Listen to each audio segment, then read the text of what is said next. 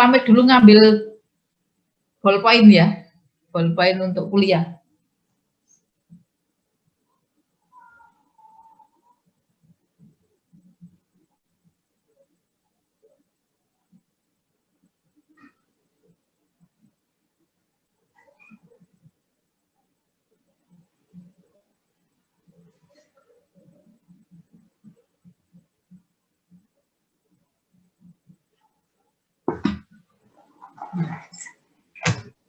Soal nomor 1.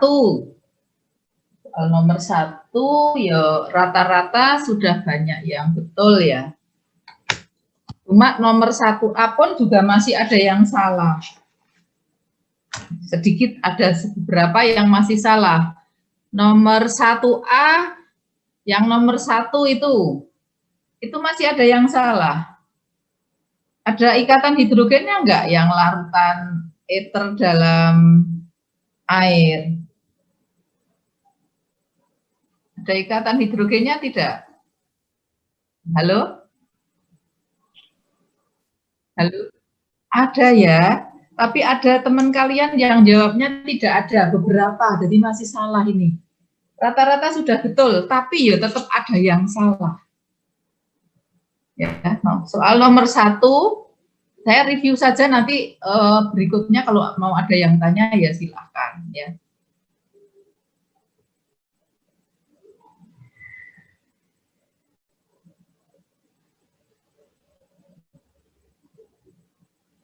Aduh, kok tidak aktif lagi pennya ya di RAM saya.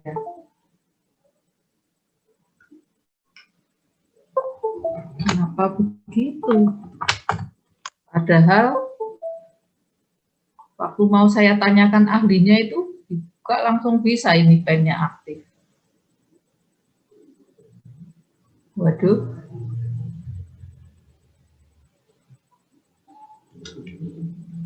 Nggak aktif ya.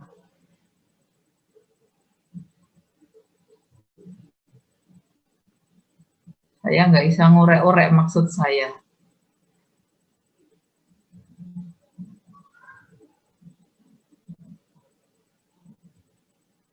Nggak bisa, kenapa ini? Oke, baiklah. Soal nomor 1A1 ini ya, ini masih ada yang salah. Ya, masih ada yang salah. Ya, masih ada yang salah. Yang menjawab tidak ada ikatan hidrogen. Ini mau saya orek-orek kok pennya nggak aktif, saya kurang tahu kenapa. Padahal kemarin sudah bisa. Coba pakai PowerPoint ya. Pakai anu ya. Ini bisa enggak ini? Ini tambah nggak bisa toh?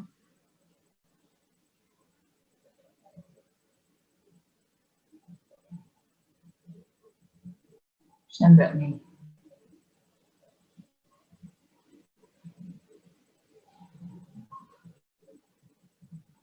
Oh, ya. Soal yang ini ya.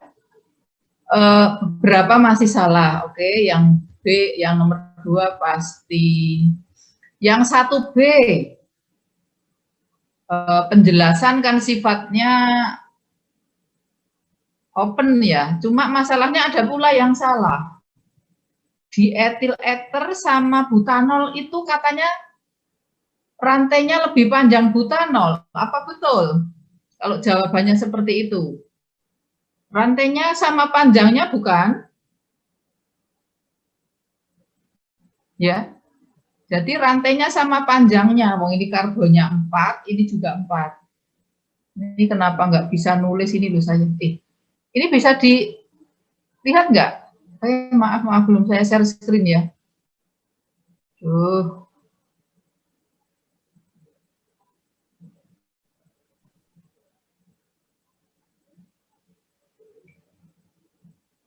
Maaf ini.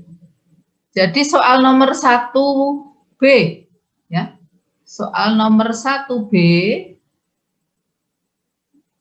Coba mahasiswa perhatikan karbonnya itu sama apa tidak jumlah karbonnya? Ya direspon dong, masuk kuliah saya yang ngomong Anda nggak mau jawab. Sama Bu. Sama, tapi masih banyak yang jawab butanol.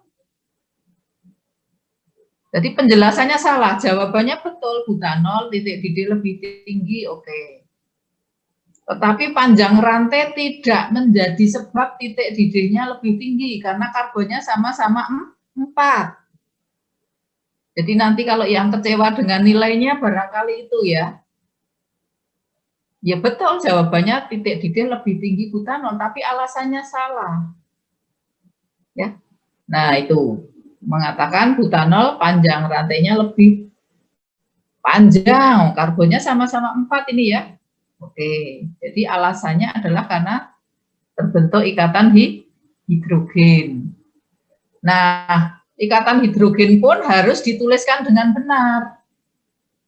Ikatan hidrogen antara butanol dengan butanol, karena ada yang nulis ikatan hidrogennya butanol sama air.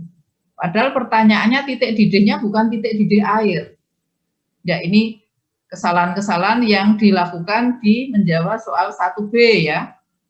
Sudah betul jawabnya karena bisa membentuk ikatan hidrogen. Nah, ikatan hidrogennya ya harus ditunjukkan, digambarkan. Ya, oke. Soal nomor 2 ya rata-rata sudah betul ya, mendefinisikan energi aktivasi ya. Oke, ada pula yang salah. Menggambar energi aktivasi juga sudah banyak yang betul, hanya 1-2 yang salah.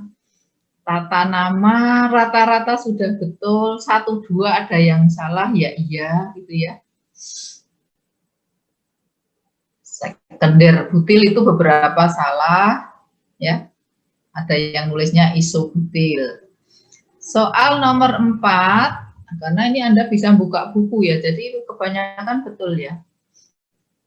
Terputus antara pada karbon nomor 1 dan 2, berarti yang terputus itu karbon 1, 2 ya, bukan 2 ketiga ya.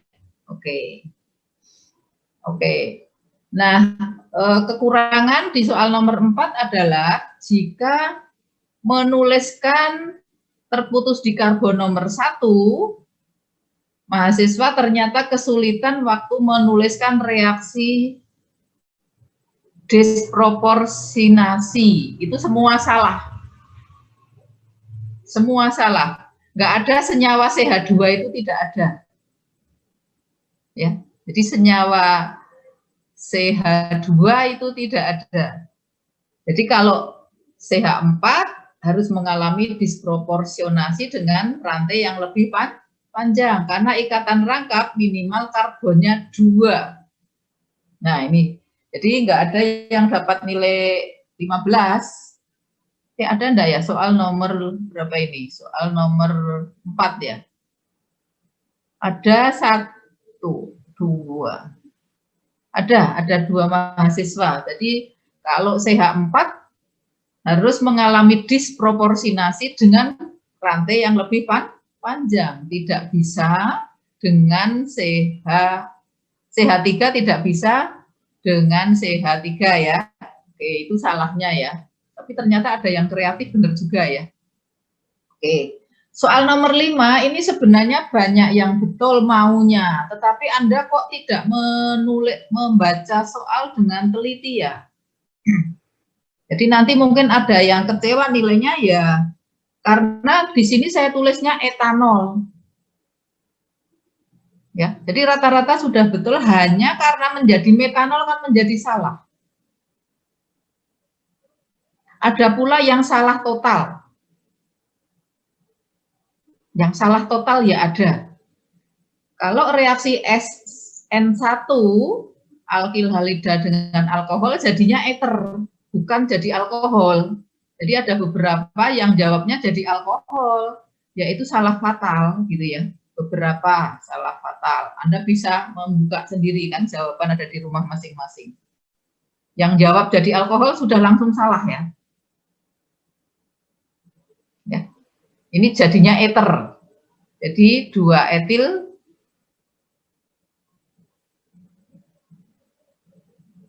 2 etoksi 2 metil butan sama 2 etoksi 3 metil butan ya. Nah, banyak yang nulisnya metanol. Nah, ini kan nggak teliti, yaitu salah ya, karena soal kimia organik ini kita sedang berurusan dengan senyawa kimia, jadi yang jawabnya harus betul sesuai dengan soal yang diberikan. Kalau Anda lihat catatan metanol memang ini saya ganti etanol. Beberapa salah karena jawabnya jadi alkohol, seperti direaksikan dengan air. Nomor 6 itu kesalahannya ada di kalau bahan bakunya alkena, reaktannya air, kalau bahan bakunya keton, reaktannya adalah hidrogen. Nah, banyak salahnya yang keton itu disamakan saja dengan reaksinya alkena ya. Nah, jadi soal nomor 6 nggak ada yang dapat 10. Ya, yang dari keton, dari butanon itu bukan dengan air, dia nggak bisa bereaksi kalau dengan air, bereaksinya dengan hidrogen, reaktannya salah ya. Anda mereaksikan dengan reaktan yang salah. Jadi pengetahuan ini pengetahuan dasar ya. Kalau mau membuat butanol dari alkena, dari butena kan ya, reaktannya air dengan katalis asam. Lah kalau dari butanon mosok direaksikan dengan air lagi ya diem aja. Nah itu kelihatannya sepele, tapi itu kan salah fatal. Kalau Anda membuat pabrik kimia, bahan bakunya salah semua ya nggak jadi. Oke. Soal nomor 7, rata-rata betul ya, ada pula yang salah ya, namanya sebuah ujian itu yang salah itu ya selalu ada. Salah fatal itu ya ada, selalu setiap nomor yang salah fatal ada. Soal nomor 7 itu mestinya soal yang sangat mudah ya. Oke, soal nomor 8 rata-rata sudah betul. Hanya tinggal nilainya tergantung bagaimana seorang mahasiswa memberi penjelasan. Ya, karena ada tulisan mengapa itu berarti penjelasan. Ya. Seperti itu review UTS-nya, apakah ada pertanyaan?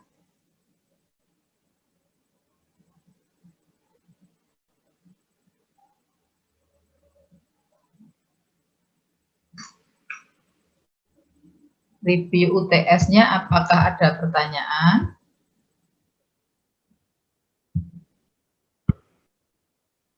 Silahkan kalau ada, kalau nggak ada, saya akan mulai dengan materi kuliah. Nomor 4. Nomor 4 ya? Tanyanya di mana?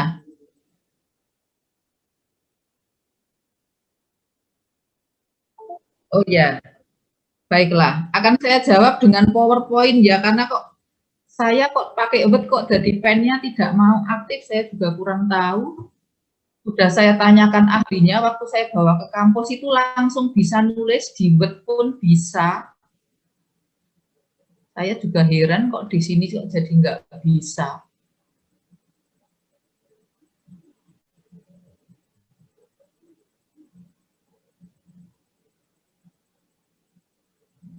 Kok nggak bisa, saya juga heran. Coba besok tak tanyakan ahlinya.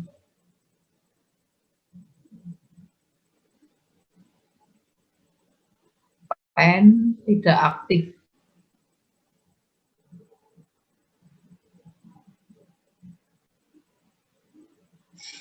Baiklah, berarti ini saya stop share ya, yang ini soal nomor 4 ya. Foto itu soalnya heptana ya, oke. Saya akan share yang baru, tapi akan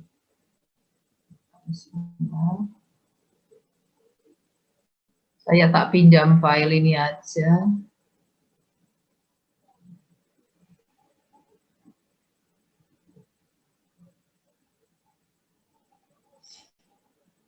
Oke, saya akan membuat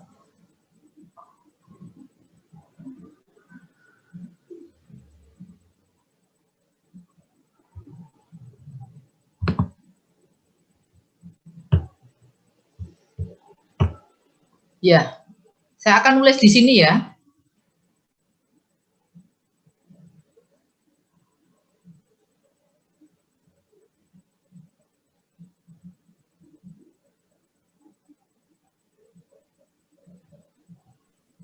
Heptana kan CH3, CH2,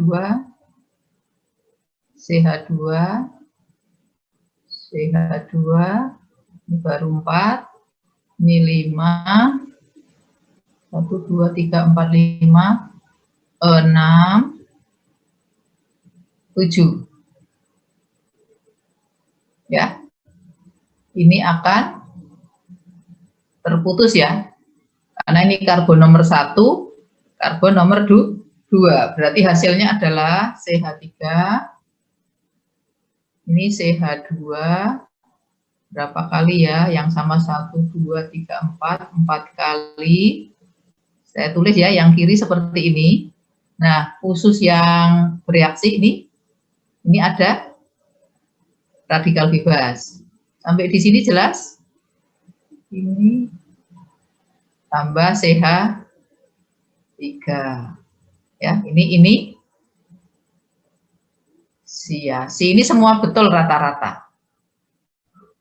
Terputus di karbon nomor 1 dan nomor 2. Kemudian propagasi. Propagasinya jika kalian menuliskan CH3 ini berpropagasi, Anda menuliskan kebanyakan ini juga banyak yang betul, hanya sedikit yang salah. Ya, dengan senyawa yang baru ya. CH3, CH, saya ambil aja di sini ya.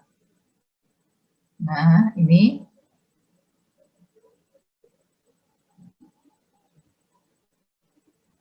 Ya, ini CH2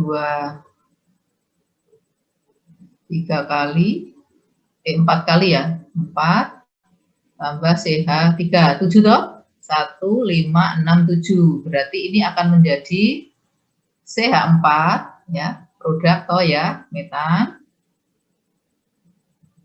ditambah CH3, CH radikal, CH2 4 kali CH3. Nah, sekarang terminasi. Ya, terminasinya rata-rata betul ini CH3 ketemu CH3. Ya kan? Ini menjadi CH3 etana, produk yang. Nah, kalau ini kopling ya, ini kopling. Nah, kalau disproporsinasi tidak bisa menjadi CH4 sama CH2. Tidak ada senyawa kok namanya CH2. Ya, maka kalau ini mau mengalami disproporsinasi CH3 ya, berarti dengan radikal yang ini. Ya, misalnya dengan ini gitu aja ya, yang mudah ya. Jadi CH3 yang ini akan saya tuliskan CH2 sama H. CH2, ini kan CH3 toh ya, di ujung ini aja ya yang saya ambil. Nah, ini akan menjadi ini CH radikal, sebelah kanannya adalah CH2 4 kali. Ya, maksudnya ngambil yang ini juga boleh, yang ini juga boleh ya. Saya ambil yang ini 4 kali CH3. Berarti ini akan ngambil 1 hidrogen dari sini. Ya, menjadi apa? Waduh, kok kertasnya habis. Saya tulis di atas sana ya. Jawabannya di atas sana. Jadi CH3 ngambil 1 hidrogen menjadi CH4. Ya, berarti ini akan tersisa satu elektron bebas, sebelahnya juga 1 elektron bebas, maka akan menjadi CH2 CH. Apakah jelas sampai di sini? Jadi harus menjadi senyawa netral, wong namanya terminasi kok ya. Kalau CH2 itu menjadi gugus ya, menjadi gugus, netral tetapi menjadi gugus, tidak boleh. Kalau terminasi itu harus menjadi senyawa. Kalau propagasi itu menjadi gugus. Ini radikal bebas, boleh.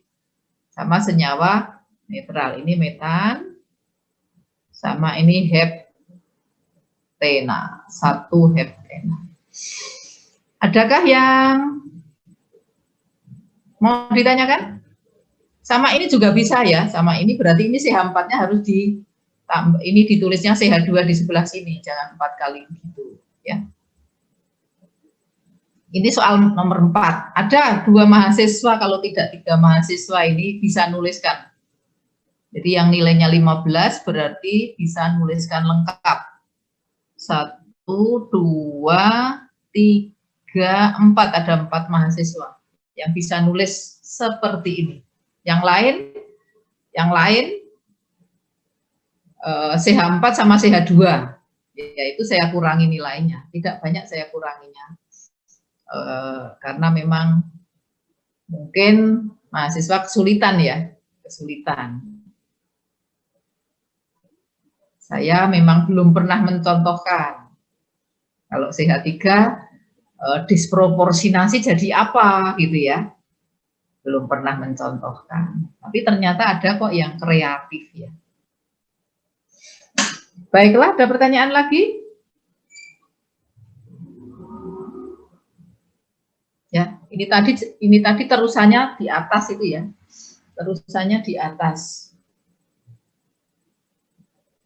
Terusannya di sana ya.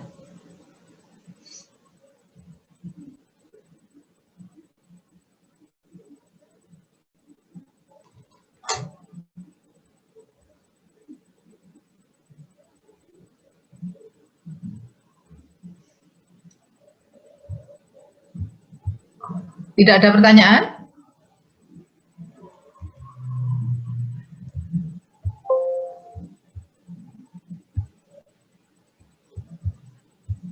Kalau tidak ada pertanyaan, saya mau melanjutkan materi kuliah ya.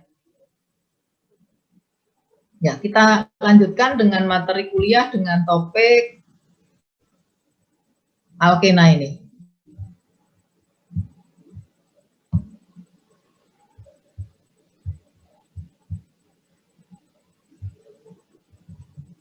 This meeting is being recorded.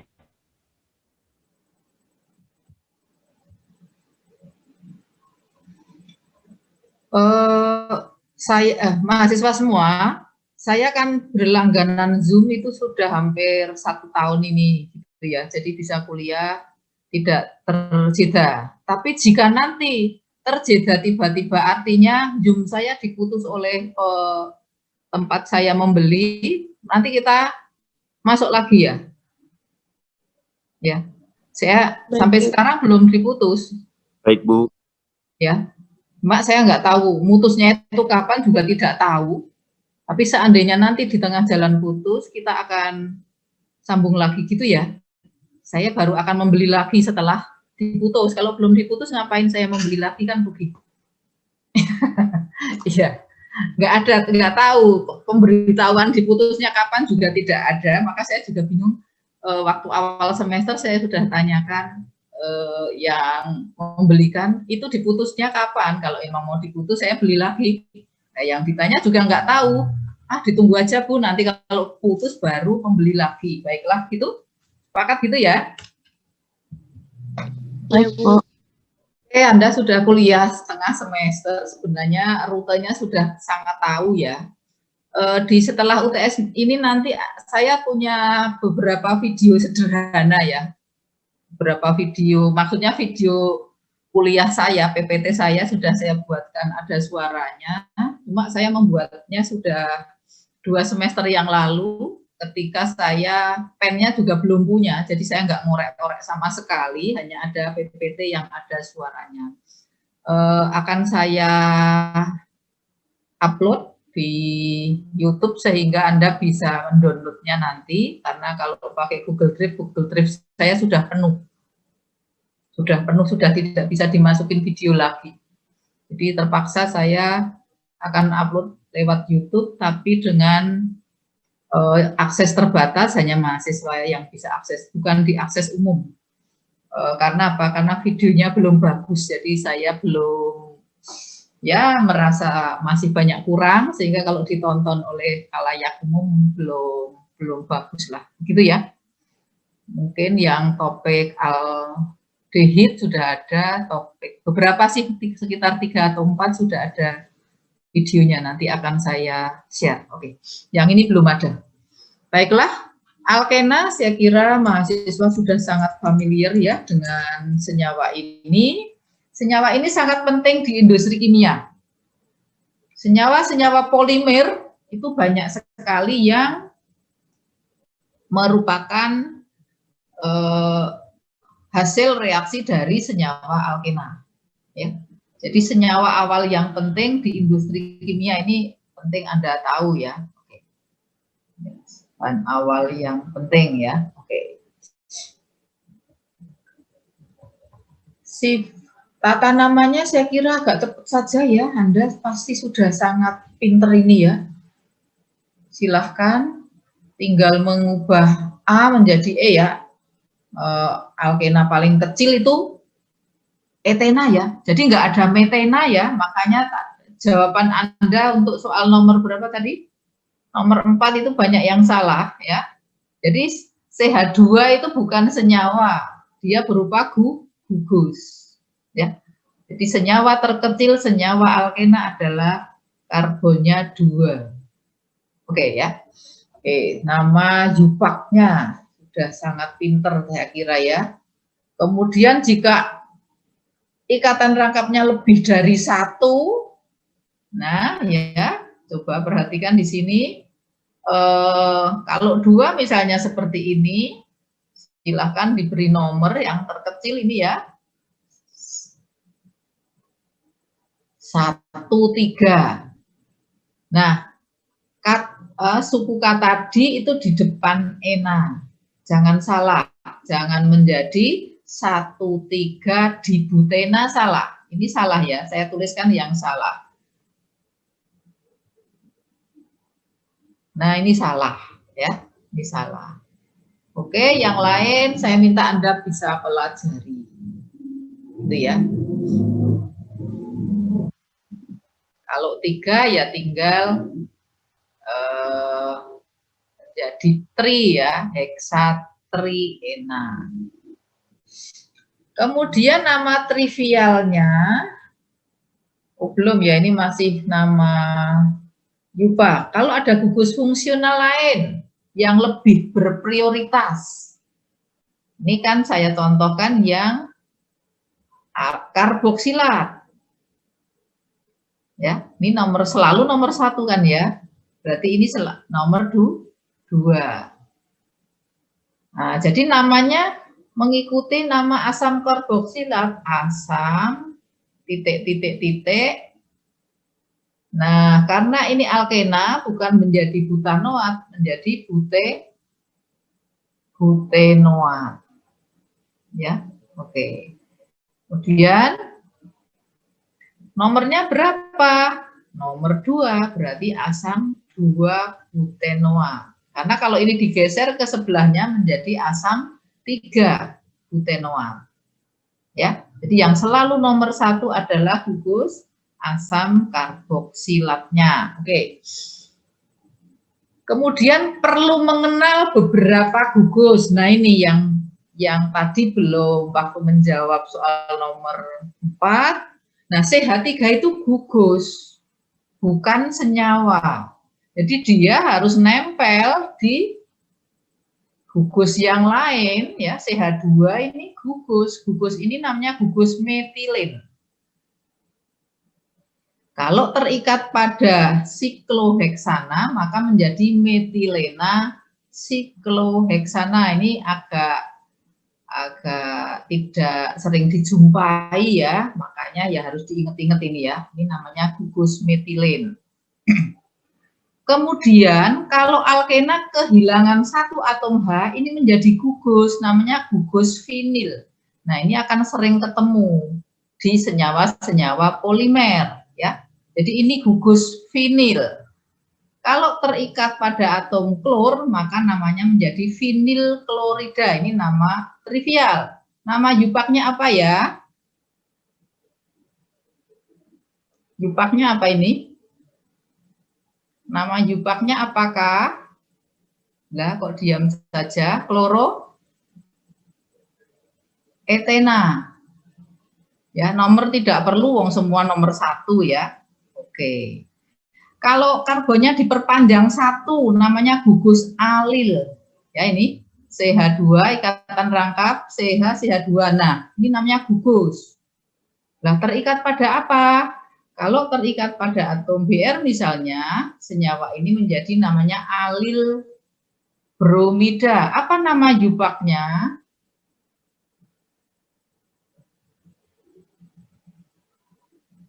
Nah, nomornya dari kiri atau dari kanan? Ini nomor 1 apa nomor 3? Ayo. Atau 1, 2, 3. Ayo yang benar yang mana? Ikatan rangkapnya nomor 1 atau nomor 3, Mbak? Mas. Loh, kok diam saja? Yang betul yang ikatan rangkapnya nomor 1 atau 3 ya? 1, Bu. Kok nggak ada respon? 1, Bu. Yang nomor 1 apa nomor 3 ikatan rangkapnya? 1, Bu. Nomor 1 ya. Nanti Anda bisa buka prioritas tata nama ya. Halogen itu prioritasnya lebih rendah. Berarti ini namanya 3 bromo propena. Propenanya selalu nomor 1. Ya. 3 bromopropena saja sudah betul. 3 bromo 1 propena ya. Nah, ini perlu diingat-ingat ya, ada gugus metilen, ada gugus vinil, ada gugus alil. Lanjut ya. Nah, kemudian beberapa nama trivial alkena itu juga perlu mahasiswa kuasai ya, jangan sama sekali tidak tahu. Hafalan Bu, ya memang hafalan, tetapi kan beberapa yang sederhana ini perlu dikenal gitu ya. Senyawa etena itu selalu dipanggil dengan kata-kata etilen. Jadi ini nama trivialnya lebih sering dipakai daripada nama yupaknya. Ya, etilen, propilen, ya. Kemudian metilpropena ini nama terkenalnya ya isobutelen. Kemudian etuna ya, yang ini yang alkuna biasa disebut dengan asetilen. Ya, pengetahuan ya ini jenisnya ya. Jadi ya kalau pengetahuan itu ya harus dibaca, harus pernah membaca dan diingat-ingat. Kalau sifat fisik saya rasa hampir mirip dengan alkana, jadi senyawa alkena, alkuna adalah senyawa yang tidak polar ya, tidak polar, hanya sudah sedikit polar dibandingkan dengan alkana, karena sudah punya ikatan rangkap. Jadi tidak polar ya berarti tidak larut dalam air. Ya, itu sifat fisik yang perlu diingat-ingat. Nah, lanjut, kita akan bagaimana cara membuat alkena dan alkuna. Nah, ini sudah kita pelajari ya di bab alkil halida, ya, secara reaksi kimia ya, secara reaksi kimia, alkena bisa dibuat dengan reaksi eliminasi alkil halida di bab 4 atau reaksi eliminasi alkohol di bab 5. Ini nggak usah saya bahas lagi. Ya, kalau eliminasi alkohol itu katalisnya asam, nah ini yang perlu dikuasai mahasiswa. Kalau eliminasi alkil halida, katalisnya basa. Ya, oke. Itu silahkan tengok lagi, saya nggak usah bahas lagi. Nah, sekarang kalau mau membuat etena, ya apa ya harus eliminasi alkohol lah, nanti lebih mahal alkoholnya daripada etenanya. Ya, maka alkena juga dibuat di industri kimia secara besar-besaran. Kalau Anda membaca buku Fessenden itu ada diagramnya ya. Alkena khususnya adalah apa namanya? Ini etilen ya, itu dibuatnya bukan dari eliminasi alkohol, nanti dari eliminasi etanol lebih mahal. Ini dibuat dari hidrokarbon. Nah, pakai reaksi pirolisis, kita sudah membahas ini di bab 3. Pada mekanisme reaksi pirolisis juga akan dihasilkan senyawa berikatan rangka. Jadi nanti hasil pirolisis yang sudah kita pelajari di bab 3, itu hasilnya akan bermacam-macam. Nah, salah satu hasilnya adalah senyawa berikatan rangka. Misalnya adalah etilen, ya. Ya, kemudian propilen, ya. Nah, ini semua dibuat dari hidrokarbon. Ini butilen gitu ya.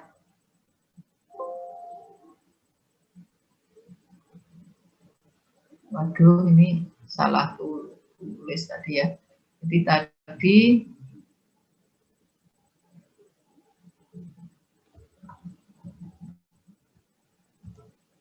ini saya tulis ulang karena terhapus ya.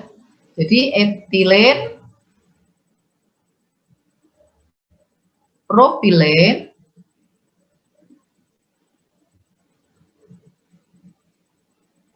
butilen ini dibuat dari minyak bumi, dari reaksi cracking atau reaksi pirolisis, ya sudah kita pelajari di bab 3 ya. Maka waktu menuliskan reaksi disproporsionasi tadi sangat penting ya. Tadi kan hasilnya metan sama heptena ya. Sampai di sini ada pertanyaan?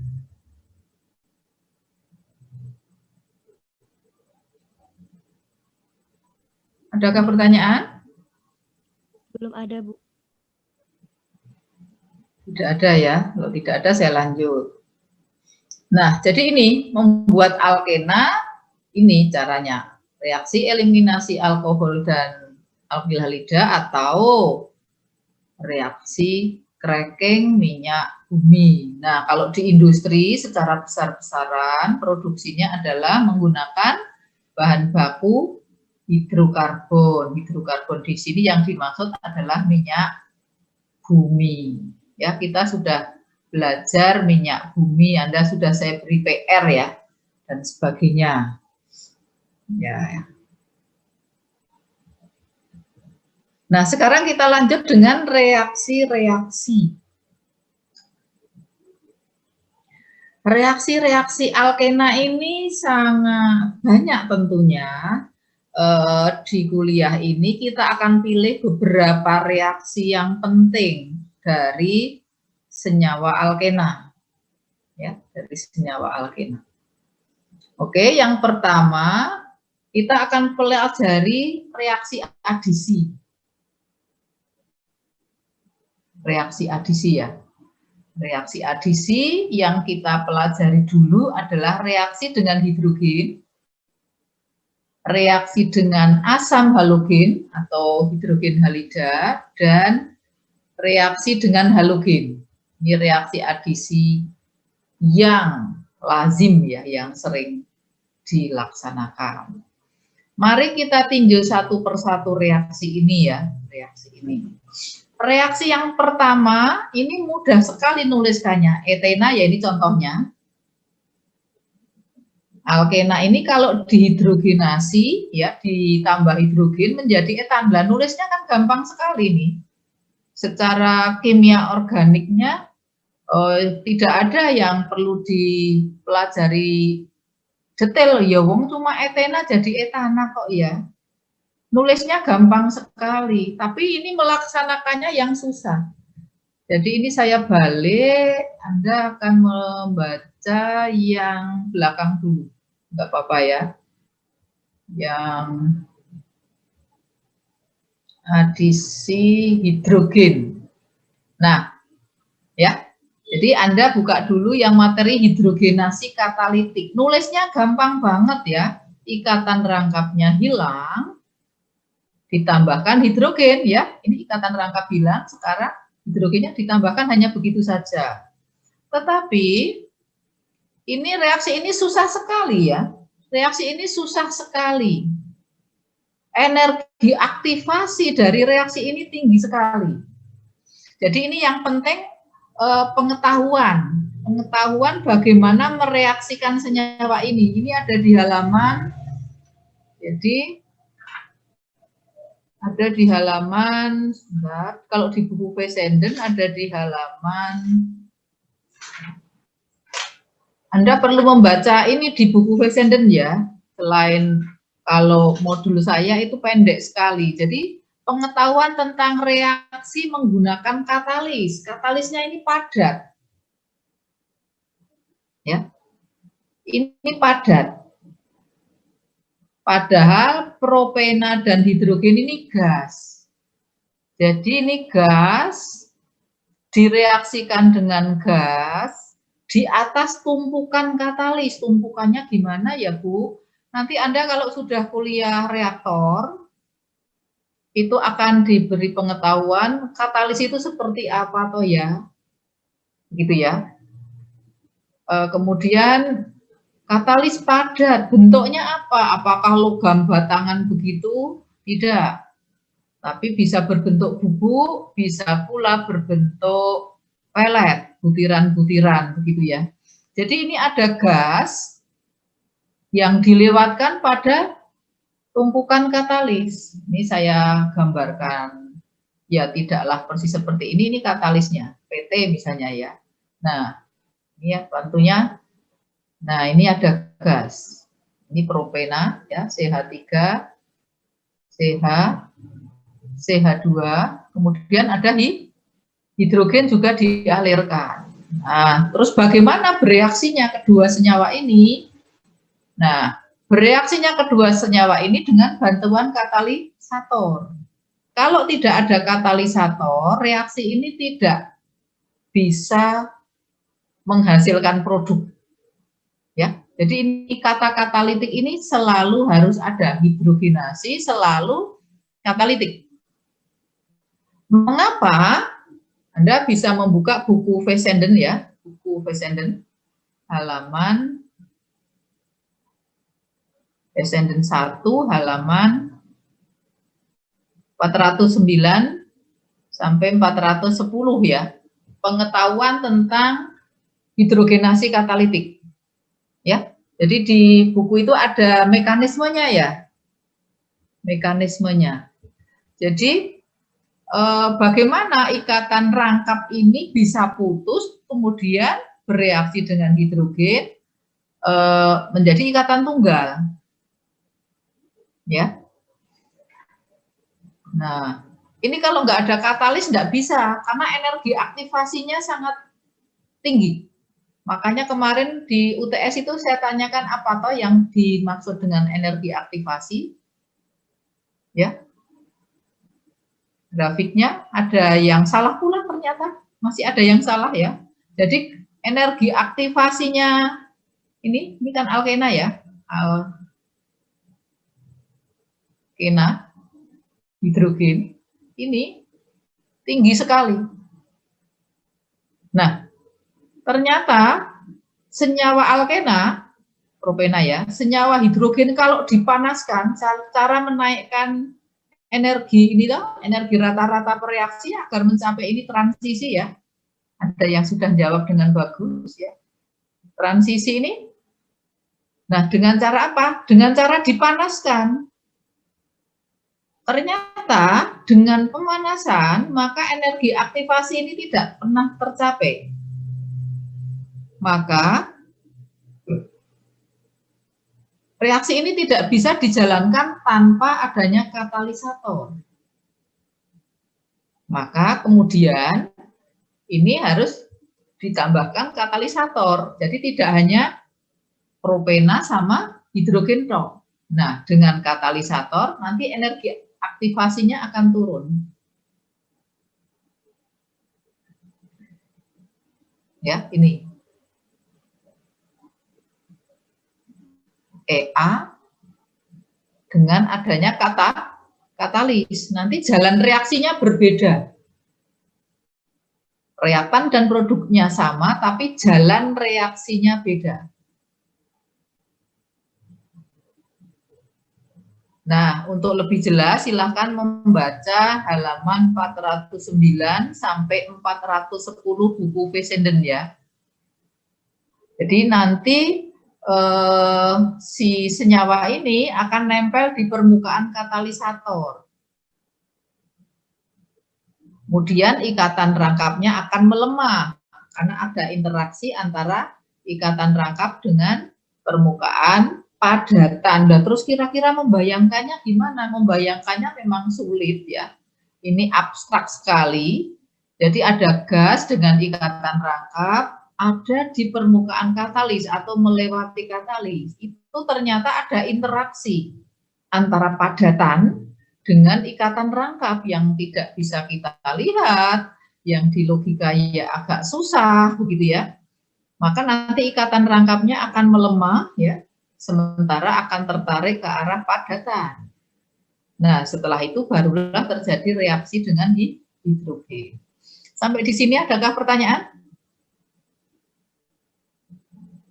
Ya. Delta H-nya tidak berubah di sini ya. Ya, energi aktivasinya menurun, tapi delta H atau entalpinya tidak berubah. Itu yang perlu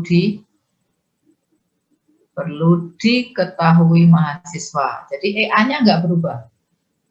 Ya, ini bukan, delta H-nya tetap. Ya. Jadi delta H tetap, tapi EA-nya menjadi turun. Ya, jadi yang penting pada reaksi hidrogenasi katalitik ini kalau nulis reaksinya mah mudah banget ya. Pokoknya tambah hidrogen aja, masukkan kepada ikatan rangka pasti benar ya. Nah, yang penting adalah pengetahuan tentang bagaimana reaksi berkatalis. Ada pertanyaan sampai di sini? Nah, salah satu contoh penggunaan reaksi ini adalah menghilangkan ikatan rangkap pada senyawa minyak. Ya, ini contohnya agak ruwet reaksinya ya. Ini adalah rumus kimia minyak. Ya, rumus kimia minyak. Jadi Anda juga bisa membaca materi ini dengan sambil membaca bab tentang lipida. Struktur minyak itu seperti apa, ya. Jadi sambil ditengok modul lipida. Jadi ini adalah R. Ini R1 ya. Kalau mau disingkat ini R2 ya. Ini R3. Nah, pada gugus R-nya ini ada yang berikatan tunggal, ini namanya disebut jenuh ya, ikatan jenuh. Juga ada yang tidak jenuh, ini ada ikatan rangkap. Senyawa CH berikatan rangkap, berarti ini kan senyawa alkena. Nah, ikatan rangkap pada senyawa minyak ini bisa dihilangkan dengan proses hidrogenasi, ya, dikontakkan dengan hidrogen pada katalis padat, biasanya PT platinum, nikel, gitu ya. Oke, nah maka ikatan rangkap ini bisa hilang. Nah terserah mau dihilangkan semua atau sebagian, ya. Lobu CO-nya juga ikatan rangkap, iya, tetapi itu lebih sulit. Jadi kita bisa mengatur kondisinya, suhu tekanannya bisa kita atur, sehingga nanti yang hilang ikatan rangkapnya itu hanya karbon-karbon berikatan rangkap. Ya, jadi yang ini minyak kelapa, minyak sawit biasanya mengandung ikatan rangkap. Bisa dihilangkan dengan proses hidrogenasi. Hasilnya adalah senyawa yang sudah tidak punya ikatan rangkap karbon-karbon. Nah, jadi ini cair ya. Fisikalinya adalah cair, ini padat. Ya, sehingga ini disebut proses pengerasan ya, dari cair menjadi padat kan menjadi keras. Jadi prosesnya proses hardening. Ya, proses hardening. Jadi ini biasa dipakai untuk membuat margarin dari minyak ya. Ada yang tadi pagi sarapan roti dioles margarin?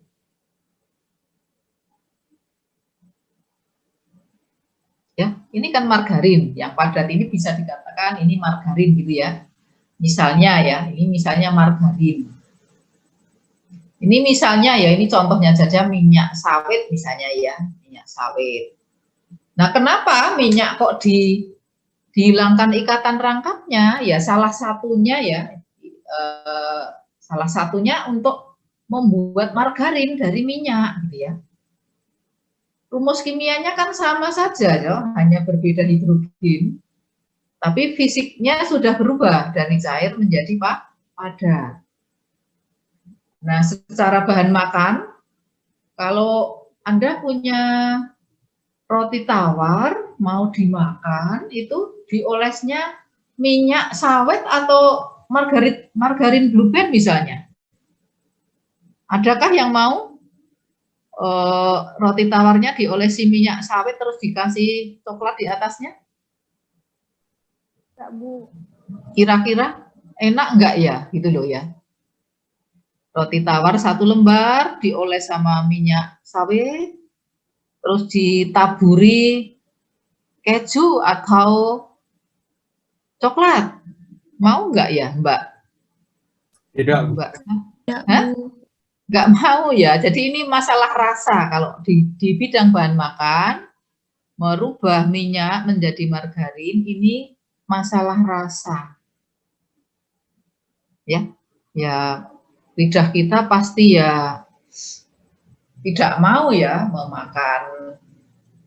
memakan minyak ya di atas roti ya. Oke, jadi itu salah satu pemanfaatan hidrogenasi.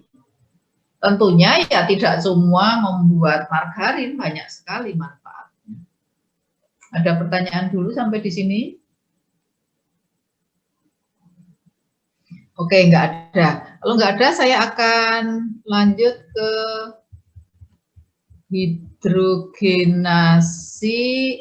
halogenasi. Nah, ini simple. Saya tidak akan, jadi kuliahnya ini dibalik dari belakang ke depan. Adisi itu kan tadi reaksi adisi hidrogen sudah ya. Sekarang kita lanjut ke adisi menggunakan halogen. Oke, ini sebenarnya kalau secara reaksi kimia, materi ini banyak sekali aspek kimiawinya, hanya saja di bidang teknik kimia saya kira tidak perlu dibahas terlalu dalam. Ya, jadi saya hanya akan menyampaikan tentang reaksi adisi saja tanpa mekanisme, karena mekanismenya ini menarik sekali sejak studi kimianya. Oke, reaksinya ini mudah sekali. Kalau kita punya senyawa berikatan rangkap, itu ditetesi dengan senyawa halogen itu langsung bereaksi. Kalau tadi dengan hidrogen itu susah sekali, ya susah sekali. Kalau ini terlalu mudah, bahkan perlu dihambat. Bahkan perlu dihambat, ya. Jadi ini kalau contohnya ini butena ya masih gas. Kalau contohnya cair itu saya pernah melaksanakannya. Jadi kalau kita punya senyawa berikatan rangkap berbentuk cair ya, kita bisa menguji. Maksudnya kita punya larutan ya, punya cairan yang disangka atau diduga punya ikatan rangkap, maka kita bisa menguji menggunakan reaksi adisi halogen ini. Misalnya menggunakan brom. Brom itu warnanya merah keunguan, jadi bukan merah bata, bukan, tapi ini merah keunguan. Kalau cairan yang diduga mengandung ikatan rangkap warnanya kan biasanya tidak berwarna atau sedikit berwarna kuning ya, maka kita bisa meneteskan larutan brom ini Br2 dalam CCl4 ya, dalam pelarut ini ya, ada pelarut ya, dalam CCl4 ya, 1 tetes atau 2 tetes ya. Nah, maka jika kemudian ini kan tetesan ini warnanya merah keunguan, jika warnanya hilang, maka itu menunjukkan bahwa senyawa yang ditetesi ini mempunyai ikatan rangkap. Jadi itu bisa untuk menguji ya, dalam bidding analisis bisa untuk menguji apakah suatu senyawa punya ikatan rangkap atau tidak ya. Nah, kalau punya ikatan rangkap maka warna dari brom ini harus hilang ya. Oke, adakah pertanyaan?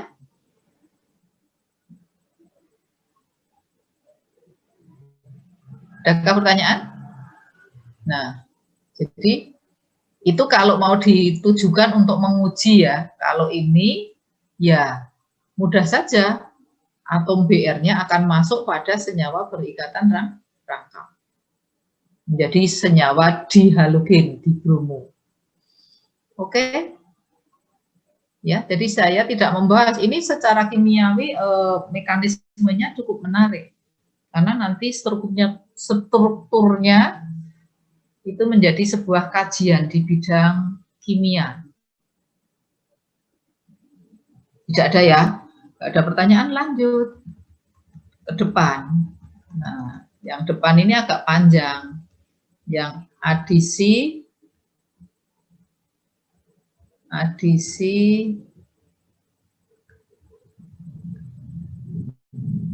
hidrogen halida. Hidrogen halida itu berarti apa? Hidrogen halida itu bisa HCl, bisa HBr ya. Jadi ini bisa HCl, HBr.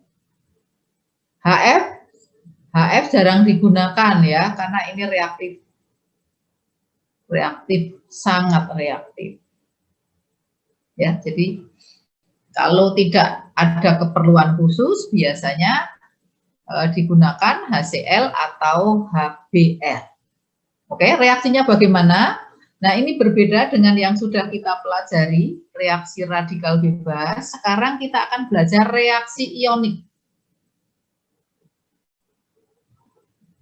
Ya, reaksinya ionik, reaksi ionik.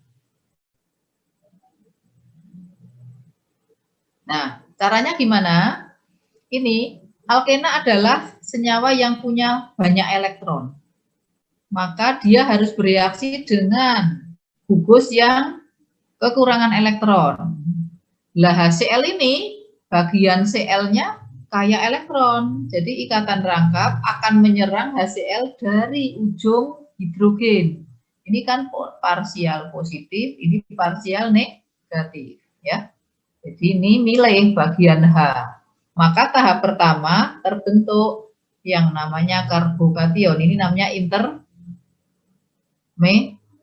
Kemarin saya tanyakan di UTS, apa toh yang dimaksud intermediate? Jadi berupa ion ya. Perhatikan ya. Ini karbokation sekunder ya. Sekunder. Karena karbon ini mengikat satu di kiri dan satu di kanan. Tahap keduanya cepat. Klorida yang tersisa akan segera menggabung pada karbokation. Jadi tahap lambatnya adalah tahap 1. Oke, kemudian juga perhatikan 2-butena adalah senyawa yang simetris. Simetris gimana toh Bu ini ya? Ini CH3, CH, ikatan rangkap lagi CH, CH3. Perhatikan, kalau saya potong di tengah, nih, kalau saya potong di tengah, di sini, bukankah bagian kiri dan kanan sama? Maka ini disebut senyawa yang simetris. Ya, 2-butena adalah senyawa yang simetris. Ya, Jadi ini bagian sini dan bagian sana kan sama. Disebut alkena yang simetris, ya. Alkena yang simetris. Kalau alkenanya simetris, maka H boleh nempel di karbon yang ini maupun yang itu akan sama. Karbokationnya akan sama saja. Ya. Oke, jadi hasilnya hanya satu, yaitu 2 klorbutana. Bagaimana jika tidak simetris?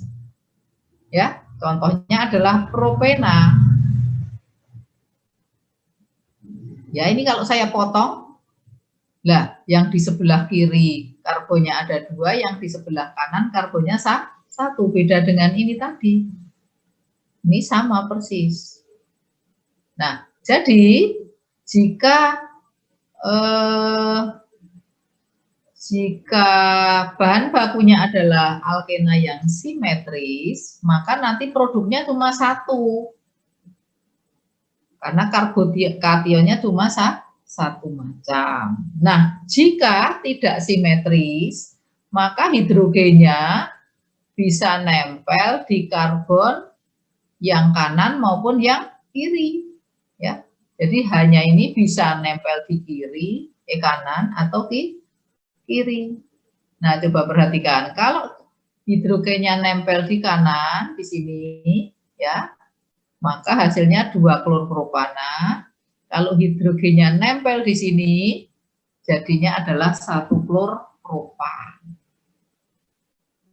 Kalau ada 2 produk, pasti pertanyaan berikutnya adalah yang banyak yang mana? Ya, kita akan belajar aturan Markov-Nikov. Ya, karena yang mempelajari adalah Pak Markov-Nikov, ya. Oke. Ya. Jadi kalau alkenanya tidak simetris, maka akan terdapat kemungkinan produk yang berlainan, artinya produknya lebih dari 1. Gitu? Nah, pertanyaannya kemudian adalah mana yang lebih banyak, apakah terbentuk dua-duanya atau hanya salah satu? Ya tergantung hasil percobaannya, kalau itu harus dicoba betul. Jadi kemungkinannya ada 2. Tadi ya, ini dituliskan lagi reaksi tadi. Jadi kalau ini ditambah HCl, ya HCl, ini hanya bisa nempel di apa? Di kiri ataupun di kanan. Ya, kalau dia nempel di sini, ya hasilnya ini karbokation sekunder. Tapi kalau nempelnya di tengah, ya di sini, ya di sini, maka hasilnya adalah karbokation primer. Anda sudah belajar karbokation, ya. Karbokation primer kurang stabil waktu kita belajar reaksi SN1, ya.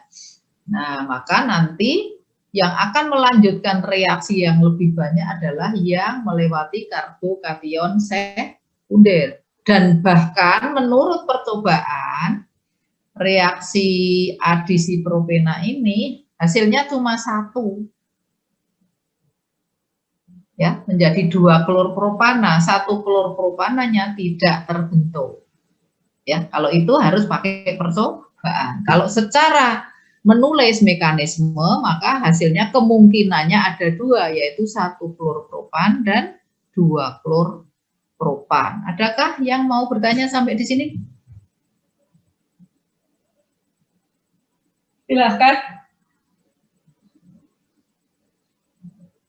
Nah, kalau aturan Markov-Nikovnya bunyinya seperti aturan Markov-Nikovnya saya tidak menulis. Nah, ini.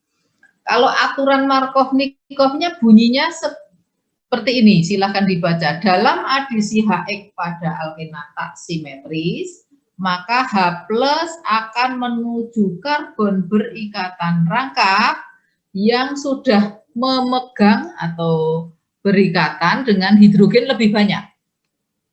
Nah, ini. Yang lebih banyak yang mana dalam kasus ini? Yang lebih banyak ya yang ujung ini. Ya. Yang lebih banyak mengandung H yang ini. Ya. Nah, ini kan cuma satu.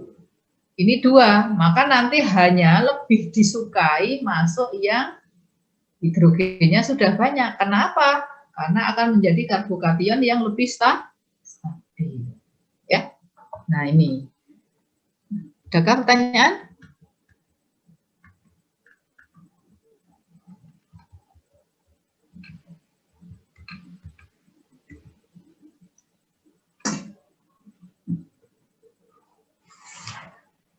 Adakah pertanyaan? Belum, Bu.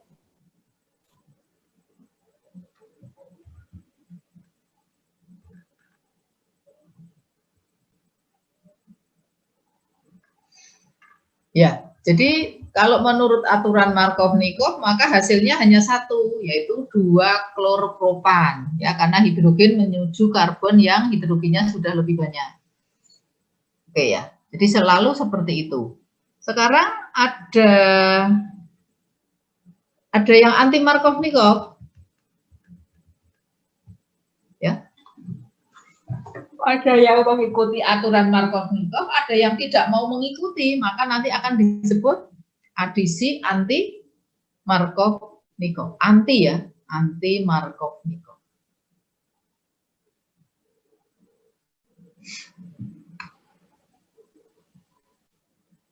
Nah, kalau anti Markov-Nikov berarti bunyinya seperti adisi anti Markov-Nikov ini berlaku jika asamnya adalah asam bromida. Kalau pada HCl tidak akan terjadi adisi anti Markov-Nikov. Nah, bagaimana proses reaksi adisi anti Markov-Nikov? Nah, seperti ini. Jadi, kalau adisi anti Markov-Nikov itu berlangsung secara radikal bebas. Jadi jika di dalam wadah reaksi itu ada peroksida, ini saya tuliskan ROR, peroksida ini akan mudah bereaksi, membentuk radikal RO. Radikal RO itu kalau bereaksi dengan HBr akan menghasilkan radikal Br.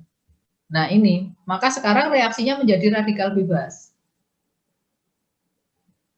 Nah radikal bebas akan masuk ke alkena. Ada 2 kemungkinan pula, Br-nya di ujung, maka akan menjadi karbokation radikal bebas sekunder, atau Br-nya masuk ke karbon yang di tengah, ya, yang di sini. Nah, kalau seperti ini nanti akan menjadi karbokation primer yang kurang stabil. Nah, nanti pasti akan lebih banyak hasilnya yang lebih stabil atau karbokation sekunder. Maka, kok karbokation, maaf, radikal bebas sekunder, sehingga hasilnya nanti bukan 2 bromopropan tapi malah 1 bromopropan karena lebih stabil. Nah, hasil ini disebut hasil anti Markov-Nikov. Jadi mengingat-ingatnya, ya, mengingat-ingatnya mudah. Jadi kalau yang Markov-Nikov itu selalu hidrogennya masuk pada karbon yang, ini saya tuliskan di sini. Kalau yang Markov-Nikov,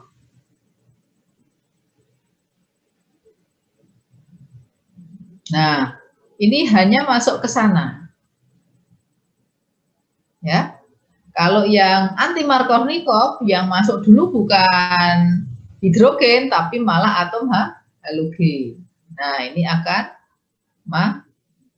masuk ke ujung, ya. Oke, maka hasilnya nanti adalah 1 bromopropan. Nah, jadi ada produk Markov-Nikov, ada produk anti Markov-Nikov. Silahkan dikerjakan soal nomor 62. Yang sudah bisa, nanti bisa di share di WA. Saya akan ikuti pakai WA di grup. Silahkan 2 penjawab pertama akan saya beri nilai. 2 penjawab pertama di grup saja. Saya tunggu 5 menit ya. Kalau ada ROOR itu berarti reaksinya mengikuti anti Markovnikov. Jadi jika tidak ada berarti akan mengikuti aturan Markovnikov. Silakan dikerjakan. Ini hasilnya apa? Hasilnya cuma 1 ya. Meramalkan itu yang paling utama yang ditulis. Produknya yang utama itu yang ditulis. Saya tunggu 5 menit dari sekarang. Kalau kalian sudah ya.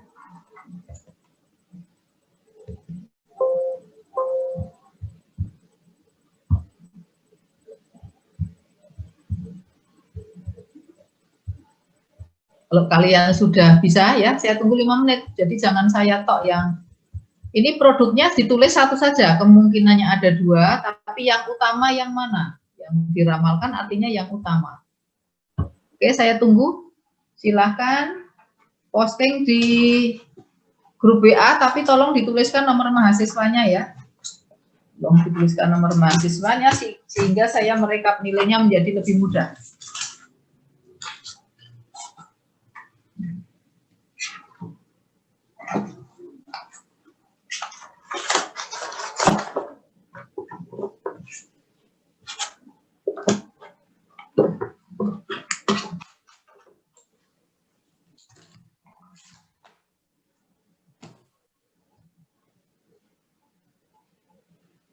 Ya, saya tunggu ya ini. Mahasiswa semua, Ibu tunggu hasil pekerjaan kalian.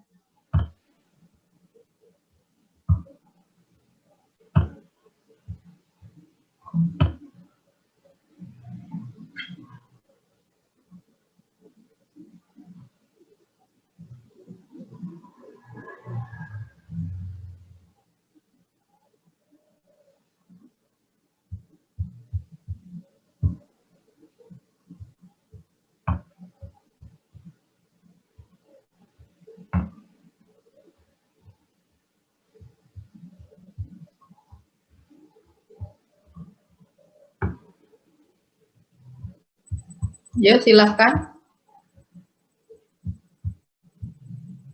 Zoom-nya belum putus toh? Halo? Nggak putus toh ini? Tidak, Bu. Oke, silahkan. Yuk, yang A jawabannya apa? Yang B jawabannya apa? Silahkan share di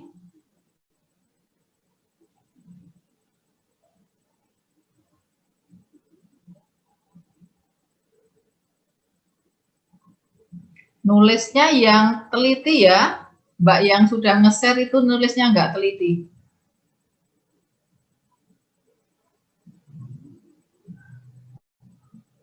Jadi untuk yang nomor A jawabannya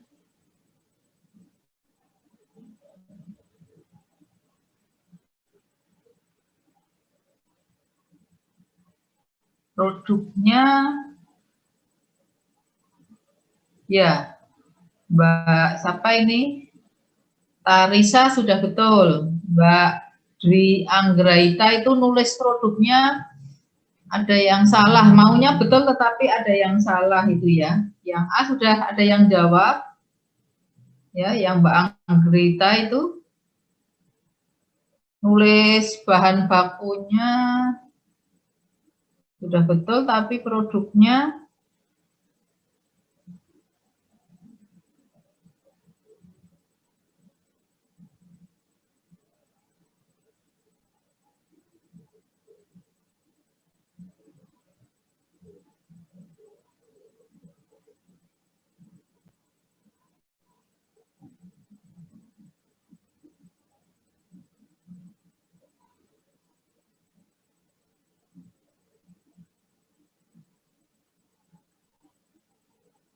ya yang A itu Punya yang A itu anti Markovnikov ya, jadi punyanya Mbak Anggraita salah. Ya, jadi yang menjawab ini ada Mbak Anggraita itu salah, terbalik. Jadi produknya adalah yang betul, yang di sini di grup WA saya itu punyanya Mbak Tarisa. Jadi 1 bromo 2 metil propan itu yang betul. Oke, yang B siapa yang mau jawab? Nanti saya catat ini. Ini sekarang tanggal 24 Mei ya. Tarisa itu nomor 009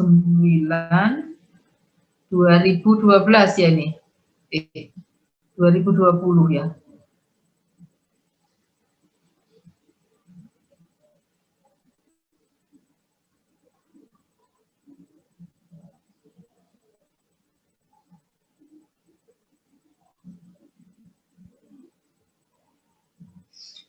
Oke, soal yang nomor B itu tidak ada peroksida, berarti mengikuti aturan Markovnikov. Yuk, silahkan.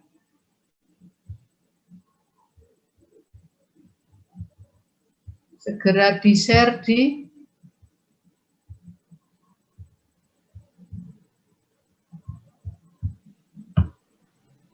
Yuk, segera di-share di grup yang mau jawab.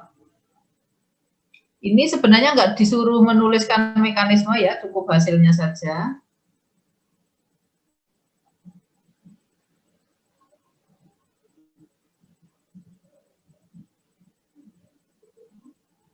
Sudah ada yang jawab nomor 27, saya tengok dulu. Nomor B itu pakai karbokation ya kalau mau nulis.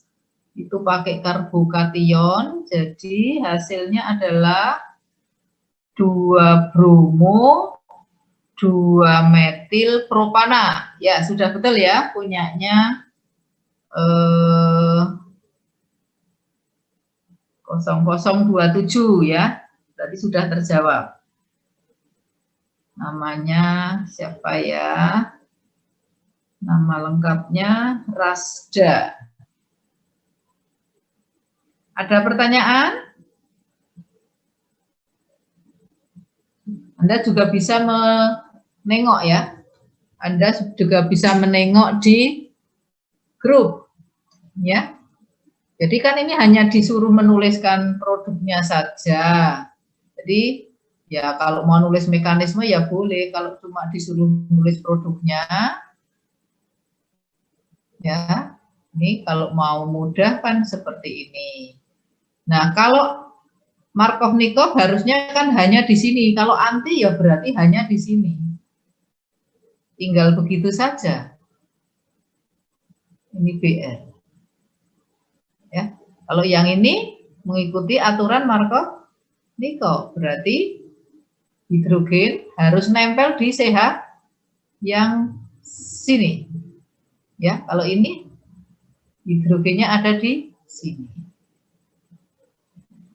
Nah, berarti ini. Nah, ini ya. Mudah sekali ya. Oke. Ini jawabannya, silahkan diberi nama sendiri. Sekarang kita masuk ke, nah, senyawa lain yang bereaksi dengan alkena yang mengikuti aturan Markovnikov itu apa saja? Nah, ini. Senyawa asam sulfat dan air, ya. Asam sulfat sendiri, air sendiri ini maksudnya ya. Asam sulfat akan bereaksi mengikuti aturan Markovnikov. Ya, oke. Jadi menjadi propil hidrogen sulfat. Kemudian air juga akan mengadisi alkena menjadi alkohol. Ya, oke.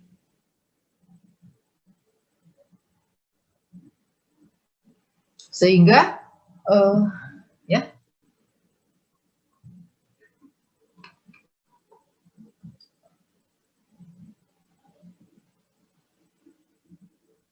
Ya. Kalau propena menjadi propanol, kalau ini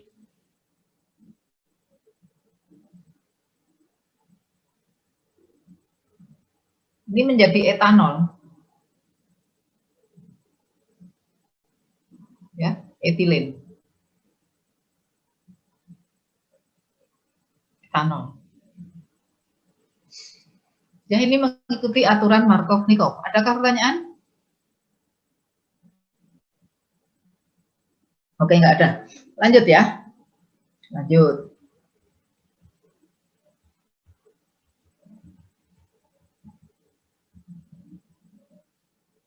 Ini bisa Anda kerjakan sendiri ya. Nggak usah dengan saya. Silakan nanti ditulis di bukunya masing-masing. Ya, tidak harus saya komandani terus. Ya, ini sudah lewat setengah semester. Ini silahkan. Ya, nggak ada. Jadi mengikuti petunjuknya adalah mengikuti aturan Markov-Nikov ya. Silahkan nanti dibaca. Ini sudah ya. Oke.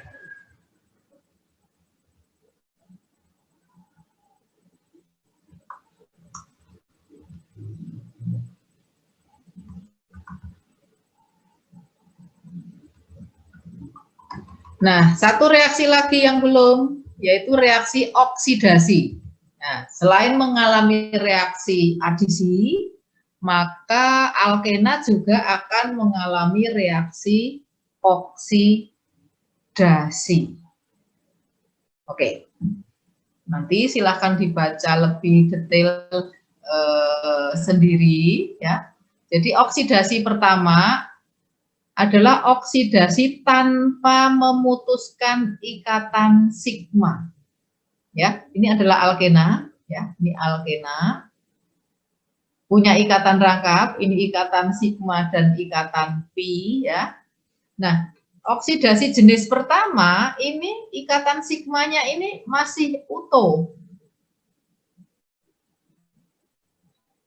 Ya, jadi tidak hilang. Ya. Nah, jika ikatan sigmanya tidak hilang, maka hasilnya adalah suatu senyawa, bisa itu epoksida, jadi ini membentuk cincin 3 atom, namanya epoksida, atau bisa pula dihasilkan senyawa alkohol yang OH-nya berdampingan, disebut senyawa glikol. Ya, diol atau glikol. Ya, oke. Contohnya ada di modul ya, silahkan dibaca. Kemudian, ya, oke, ini silahkan dibaca, ini contohnya ya. Jadi untuk membuat senyawa berikatan, senyawa alkohol yang rantainya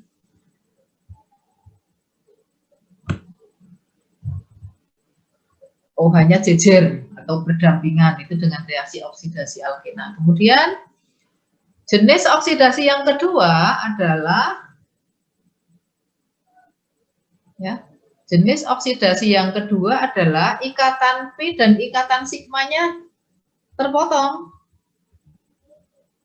Nah, jadi ini nanti akan menjadi 2 senyawa baru, ini dipotong begitu ya, menjadi 2 senyawa baru yang di sebelah kiri dan di sebelah kanan. Nanti ini tergantung ininya apa, gugusnya ini apa, ya. Nanti bisa menjadi keton, menjadi aldehid, bisa menjadi asam karboksilat. Itu tergantung ini. Ininya apa, ya? Tergantung ini. Juga tergantung dengan jenis oksidatornya. Ya, ini contohnya. Nah, ini yang pertama dulu. Yang pertama, semuanya gugus R. Berarti ini kalau ini inget-ingetnya gampang kok. Ini dipotong tengah gitu ya. Maka akan menjadi senyawa di sebelah kiri, O-nya tempelkan saja. Jadi menjadi keton. Sebelah kanan ini R, ini R. Ini juga keton. Ini alternatif pertama ya. Kalau semua gugus yang terikat oleh karbon rangkap adalah R. Sekarang jika salah satu R ini saya ganti dengan H ini. Maka yang sebelah kiri tidak mungkin jadi keton. Kalau ini ada O bisa menjadi aldehid. Ya. Jika oksidatornya kuat, maka menjadi asam karboksilat. Jadi menjadi aldehid atau menjadi asam karboksilat, ini penentunya adalah jenis oksidatornya. Ya. Sekarang kalau di sebelah kanan ini juga berupa hidrogen, berarti ini di sebelah kiri maupun kanan akan menjadi aldehid atau menjadi asam karboksilat. Itu tergantung jenis oksidatornya. Ya, jadi seperti itu. Ya, jadi kondisi hasil oksidasi itu tergantung struktur dan tergantung kondisi. Kondisi itu suhu dan jenis oksidator. Ada pertanyaan sampai di sini? Nah, ini tabel ini adalah contohnya yang lazim ya. Ya. Ada pertanyaan sampai di sini? Alkena selesai ini ya.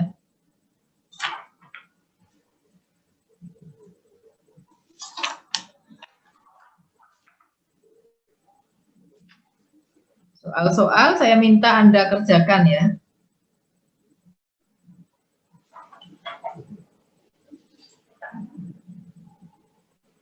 Soal-soal silahkan dikerjakan.